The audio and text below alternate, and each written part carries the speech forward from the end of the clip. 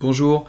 Comme promis, petites indications sur l'exercice sur le moule à muffins. Mais avant, je voulais commencer par un petit point quand même important à comprendre. C'est quel est l'effet d'un agrandissement ou d'une réduction sur les longueurs, sur les aires et sur les volumes. Alors, quand on est, quand on travaille sur les longueurs, on travaille donc en une dimension.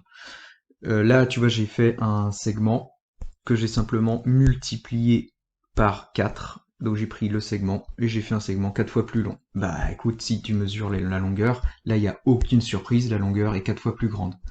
Donc les longueurs sont multipliées par 4. Alors, donc la grande longueur, en fait, on pourrait dire que c'est 4 fois la petite. Et du coup, la petite, c'est la grande divisée par 4. Bah oui, si je passe de l'un à l'autre en faisant x4, alors pour passer dans l'autre sens, il faudra diviser par 4. Bien. Passons sur les aires. Les aires sont pas multipliées par 4. Parce que regarde, là j'ai pris un carré. Et là j'ai fait un carré qui est l'accumulation de plusieurs carrés en fait, mais qui est 4 fois plus grand. Tu vois, il est 4 fois plus haut et 4 fois plus long. Donc en fait, le x4, il y est deux fois. Il est en longueur et en largeur. Donc, combien de petits carrés de départ puis-je mettre dans le nouveau? Bah, 4 sur 4 lignes. Tu vois, j'en mets 4 par ligne, mais des lignes, il y en a 4. Donc l'air a été multiplié par 4 fois 4.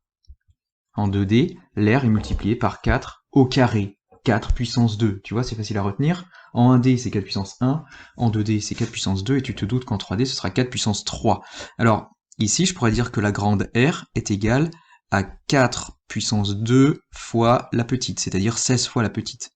Et on pourrait dire aussi que la petite, c'est égal à la grande divisé par 4 puissance 2, c'est-à-dire 16. Maintenant, qu'est-ce qui se passe en 3D? Bah regarde, j'ai pris cette fois-ci un cube, parce que cette fois-ci je veux m'intéresser au volume. Donc j'ai pris un petit cube, et j'ai fait un cube qui est donc 4 fois plus grand dans toutes les dimensions, dans toutes les directions, c'est-à-dire 4 fois plus haut, 4 fois plus long, et puis 4 fois plus profond. Alors, combien de petits cubes peut-on mettre dans ce nouveau polycube? Eh bien, on peut en mettre 4 sur la première ligne qu'on voit là-haut, mais ce sur 4 rangées. Donc en fait, sur le toit, si tu veux, tout en haut, on pourra en mettre 16. Mais 16, ça c'est juste au premier étage, hein. Et des étages, on en a 4. Ce qui fait que le volume a été multiplié par 4 fois 4 fois 4. Autrement dit, 4 puissance 3. Facile à retenir, on est en 3D, le volume a été multiplié par 4 puissance 3. Donc le grand volume serait égal à 4 puissance 3 fois le petit.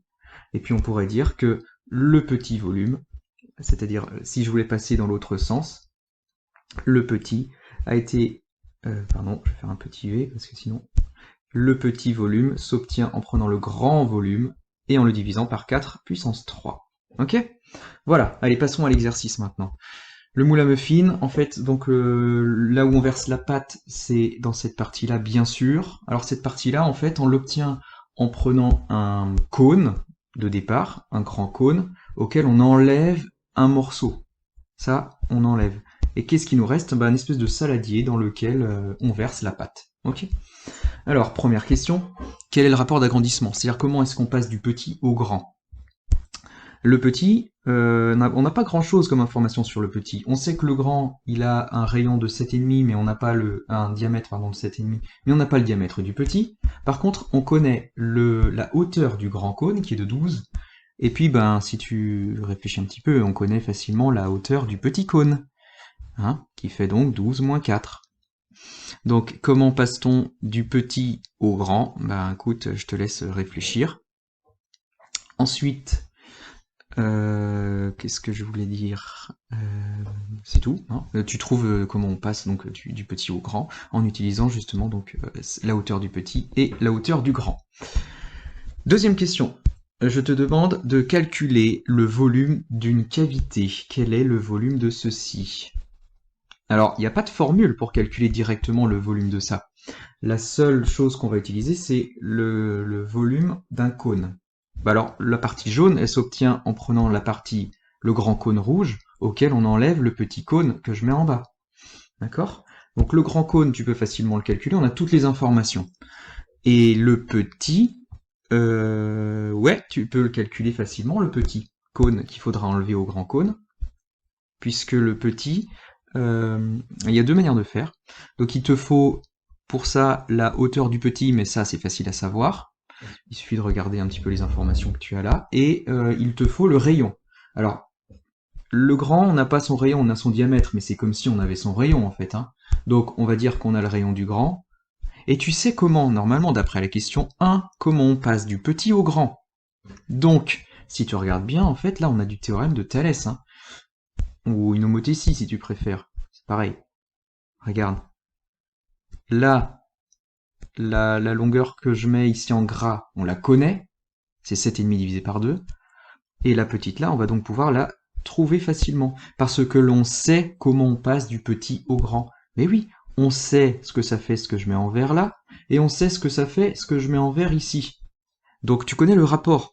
Ce rapport, vu que c'est parallèle, ce que je mets en noir là et là, eh bien on a le théorème de Thalès, et donc ça veut dire que le rapport entre la grande longueur là, le rayon du grand, et le rayon du petit, ce sera exactement ce même rapport.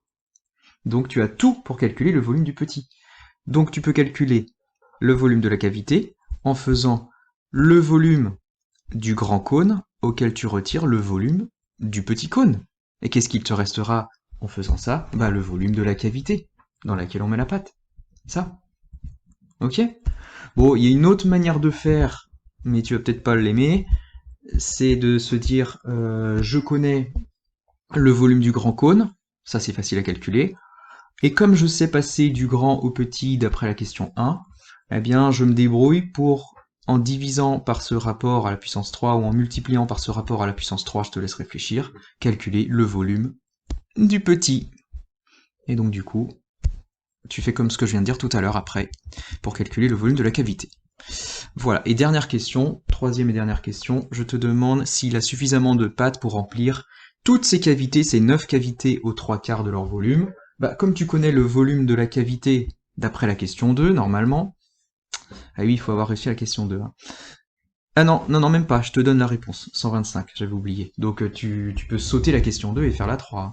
Tu sais que le volume d'une petite cavité, c'est à peu près 125 cm3, et je te demande s'il a suffisamment de litres pour tout remplir. En sachant qu'il remplit ça aux 3/4. 3/4 de quelque chose, je te rappelle que c'est 3/4 fois ce quelque chose. Donc tu vas savoir, en faisant ça, combien il met de litres, non pardon, de centimètres cubes par cavité. Donc ouais, il y a une conversion à faire entre les centimètres cubes et tout ça et les litres. Hein. Tu vas donc savoir combien de centimètres cubes il met par cavité. Ça, si ça te plaît pas, tu convertis ça en litres ou en centilitres. Hein. Le tableau, il est rappelé dans la feuille de cours, dans l'AP, tout ça. Et du coup, une fois que tu sais combien il met par petite cavité, ben tu fais x9 et tu regardes s'il avait suffisamment de litres.